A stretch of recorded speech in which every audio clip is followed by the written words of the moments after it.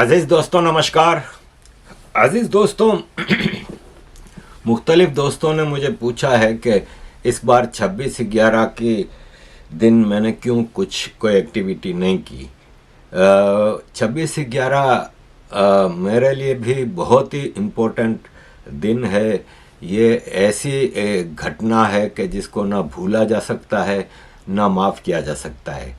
America में 9/11 होता है तो अमेरिका तो फ़ौरन दुनिया के कई मुल्कों पर हमले करके अपने 9/11 के सारे कल्प्रिट्स को सज़ा दे देते थे, लेकिन भारत को इसकी इजाज़त नहीं थी। अगर उस वक्त भारत में कोई भारत के चाहने वालों की सरकार होती तो शायद कुछ हो जाता, लेकिन भारत में तो ये सब कुछ हुआ नहीं। और ज़ाहिर है उस वक्त एक अपीसमेंट की सरकार थी जिसने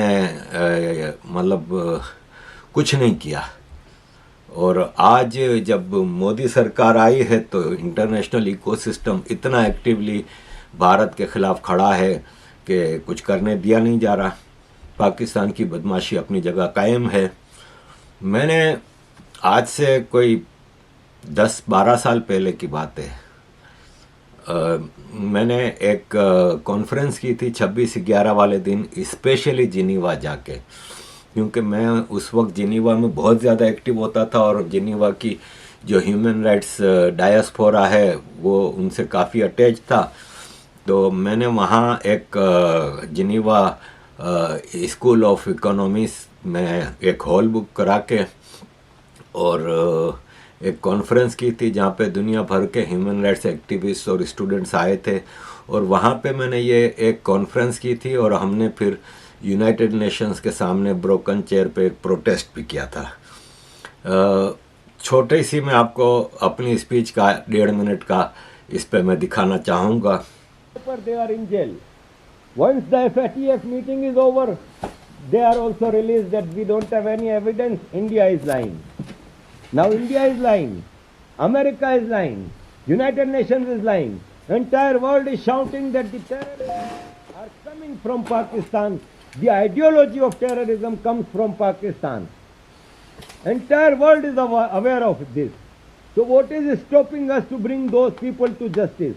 What is stopping us to bring those generals of Pakistan army to justice, to international court of justice for the war crimes against humanity?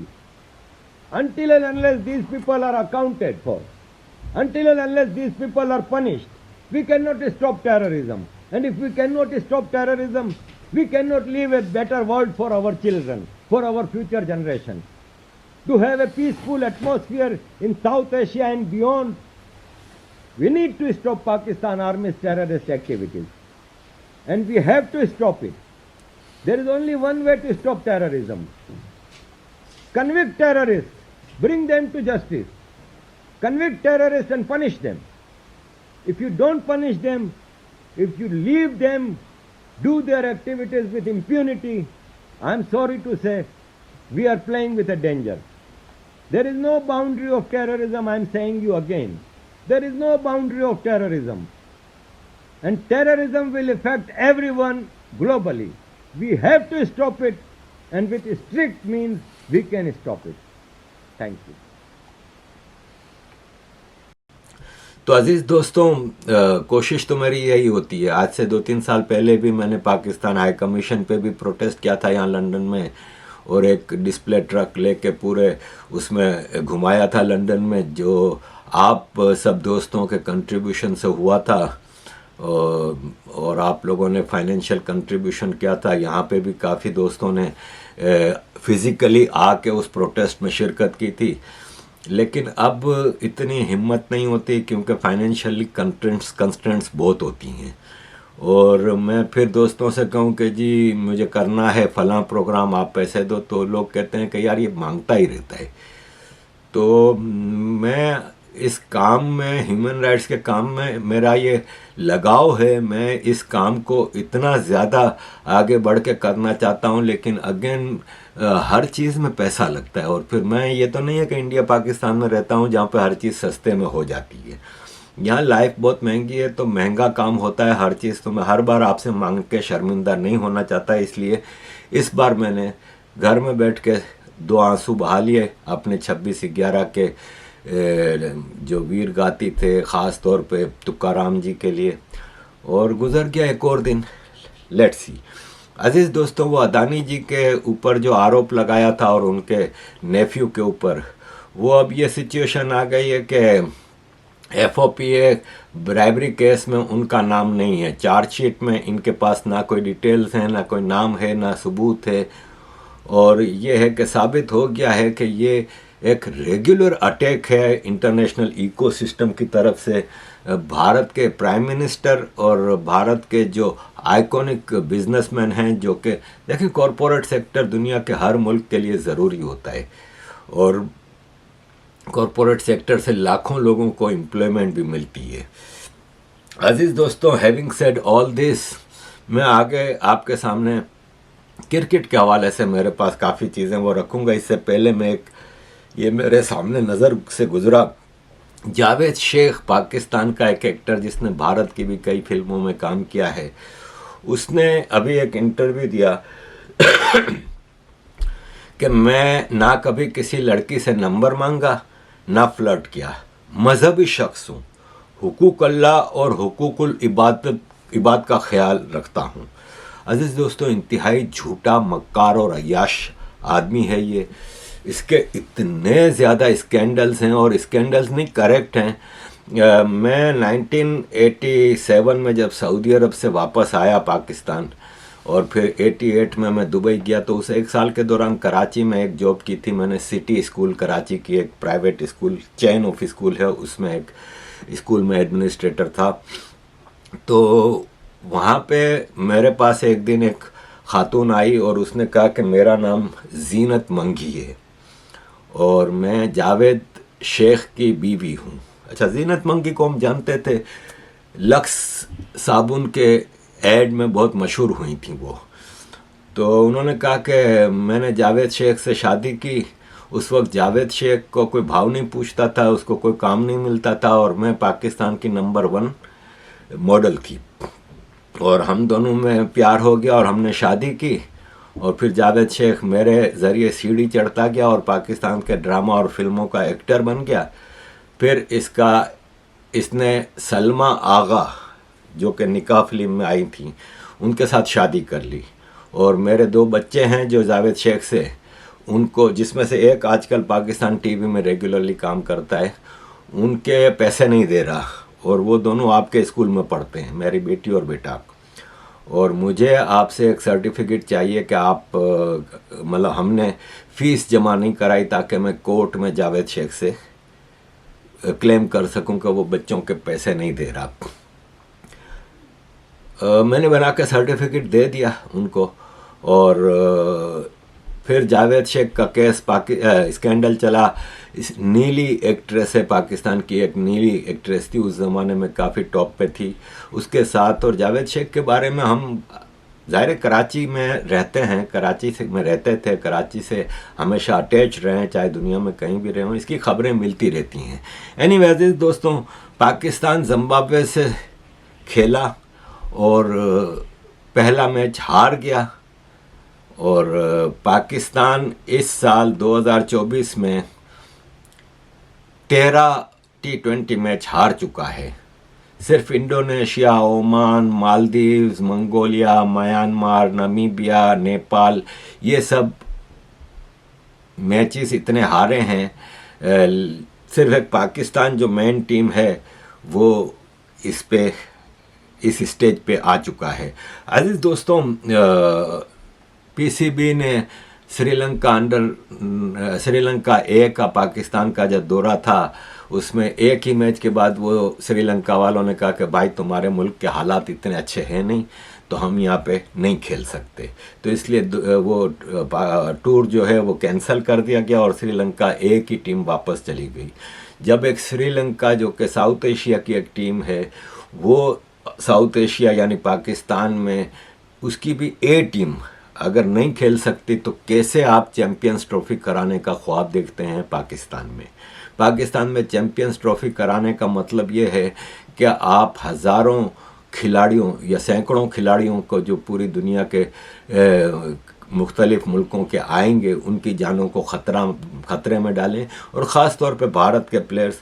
तो चैम्पियंस ट्रॉफी पाकिस्तान में करना एक बेवकूफ़ी होगी, एक नादानी होगी। अज़ीज़ दोस्तों, पाकिस्तान के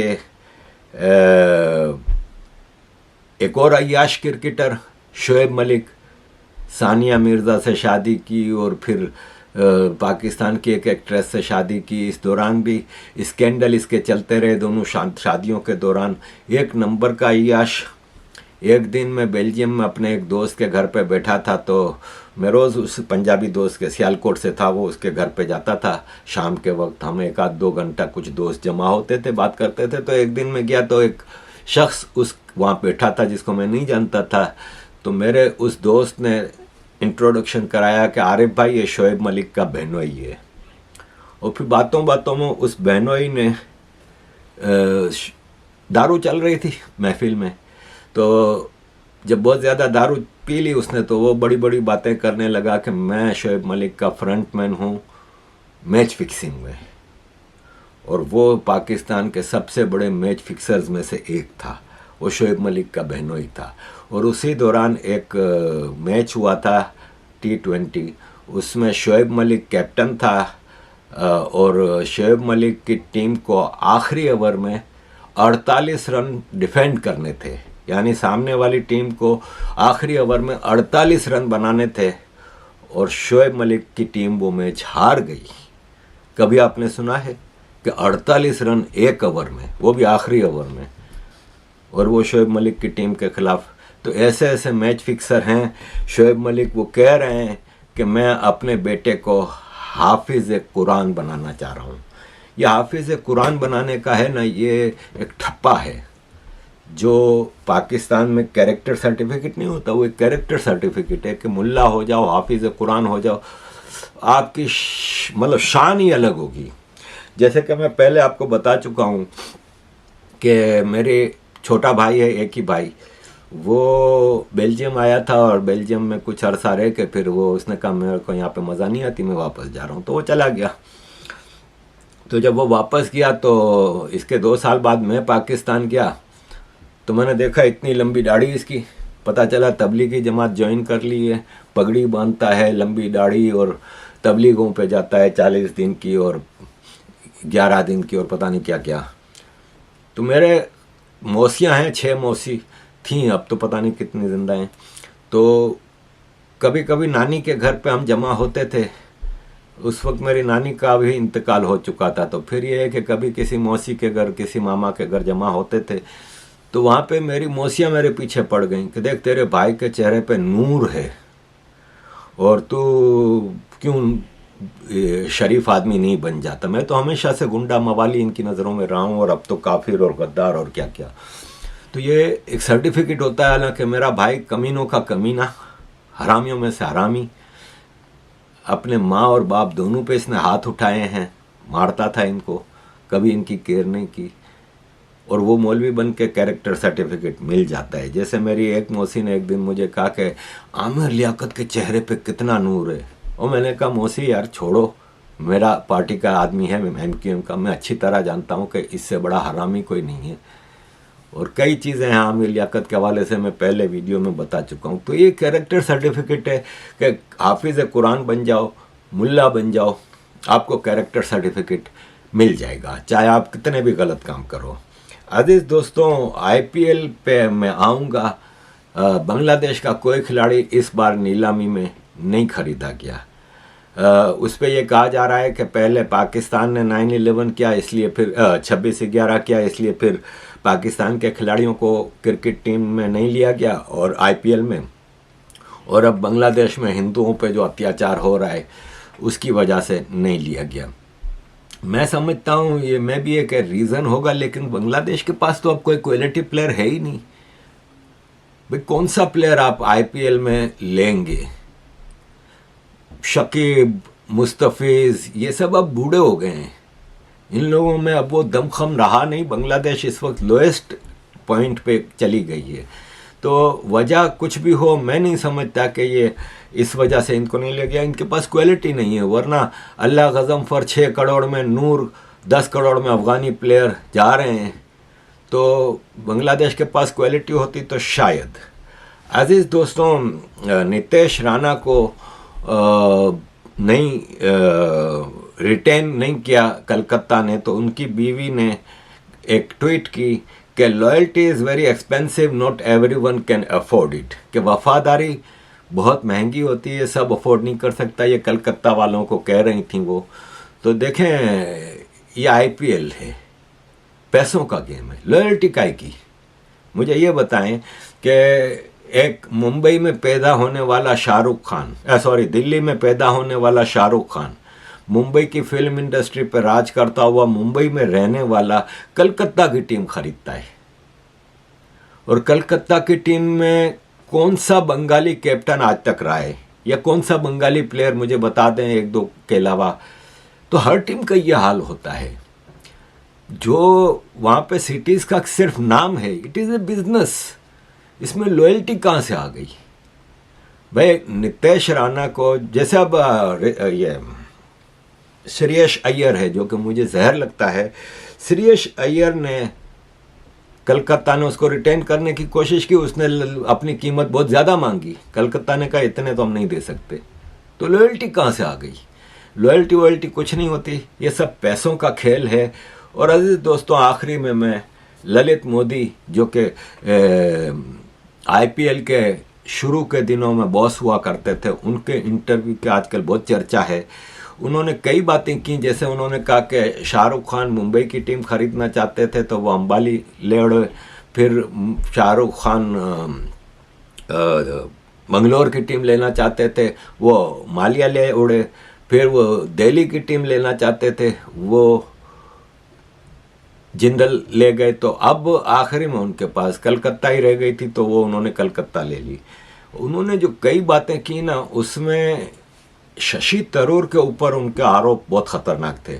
उन्होंने कहा कि जब कोची की टीम आई थी, जब उन्होंने आईपीएल ने 2 टीमें बनाई थी, कोची और पुणे, तो पुणे और कोची की जब टीम बनाई थी आईपीएल ने, तो शशि थरूर की बीवी सुनंदा पुष्कर के लिए प्रेशर डाला शशि थरूर ने कि मेरी बीवी को 25% शेयर दो कोची आईपीएल टीम का। वो मेरा ख्याल है 2 साल ही चली थी दोनों टीमें और फिर ख़त्म कर दी गई थी। बीसीसीआई के चीफ को डायरेक्ट थ्रेट मिली थी सोनिया गांधी से